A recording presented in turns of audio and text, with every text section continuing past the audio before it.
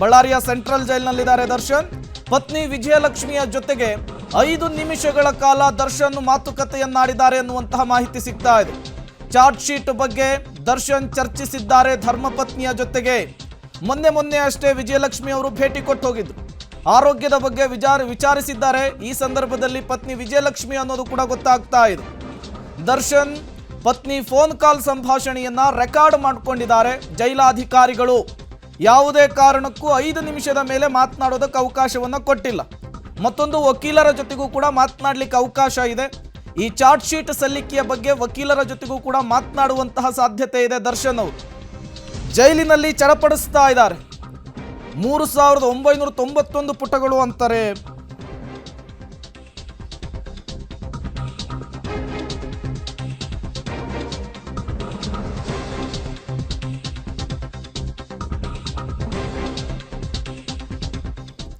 ದರ್ಶನ್ ಪತ್ನಿ phone call ಸಂಭಾಷಣೆಯನ್ನ record ಮಾಡಿಟ್ಕೊಂಡಿದ್ದಾರೆ ಅಧಿಕಾರಿಗಳು. ಜೈಲಿನಿಂದ ಪತ್ನಿಯ ಜೊತೆಗೆ ಮಾತನಾಡಿದ್ದಾರೆ ದರ್ಶನ್ ಅನ್ನುವಂತಹ ಮಾಹಿತಿ ಸಿಗ್ತಾ ಇದೆ. 5 ನಿಮಿಷಗಳ ಕಾಲ ದರ್ಶನ್ ಜೊತೆಗೆ ಮಾತುಕತೆಯನ್ನಾಡಿದ್ದಾರೆ ವಿಜಯಲಕ್ಷ್ಮಿ ಅವರು. ಮೊನ್ನೆ ಅಷ್ಟೇ ವಿಜಯಲಕ್ಷ್ಮಿ ಅವರು ಬಂದು ಹೋಗಿದ್ರು.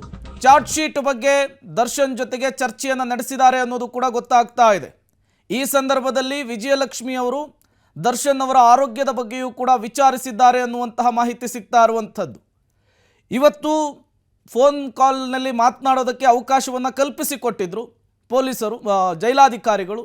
5 ನಿಮಿಷಗಳ ಕಾಲ ಮಾತನಾಡಲಿಕ್ಕೆ ಅವಕಾಶ ಇತ್ತು.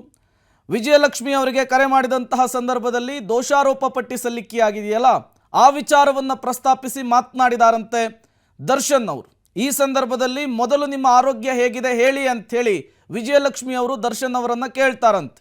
ಈ ಸಂದರ್ಭದಲ್ಲಿ ದರ್ಶನ್ ತಮ್ಮ ಆರೋಗ್ಯದ ಬಗ್ಗೆಯೂ ಕೂಡ ಮಾಹಿತಿಯನ್ನು ಕೊಟ್ಟಿದ್ದಾರೆ. ಜೊತೆಗೆ ದೋಷಾರೋಪ ಪಟ್ಟಿ ಸಲ್ಲಿಕೆಯಾಗಿದೆಯಲ್ಲ, ಆ ವಿಚಾರವನ್ನು ಕೂಡ ಪ್ರಸ್ತಾಪಿಸಿರುವಂಥದ್ದು.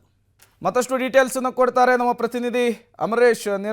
ದೂರವಾಣಿ ಸಂಪರ್ಕದಲ್ಲಿ ಜಾಯ್ನ್ ಆಗಿದ್ದಾರೆ. ಅಮರೇಶ್, ಏನಾಯ್ತು ಕಾನ್ವರ್ಜೇಷನ್ ಅಂತ ಹೇಳಿ ದರ್ಶನ್ ಮತ್ತು ವಿಜಯಲಕ್ಷ್ಮಿ ಅವರ ನಡುವೆ?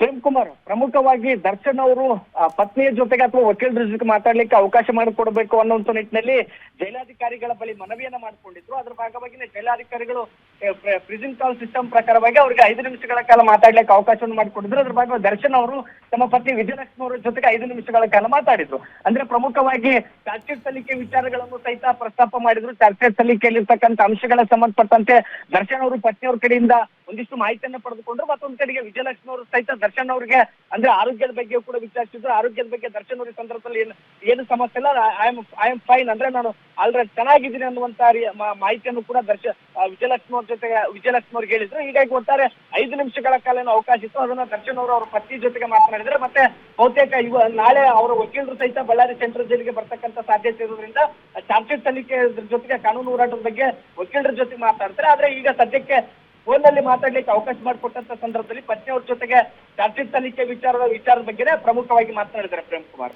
ಥ್ಯಾಂಕ್ ಯು ಅಮರೇಶ್ ತಮ್ಮೆಲ್ಲ ಮಾಹಿತಿಗಾಗಿ.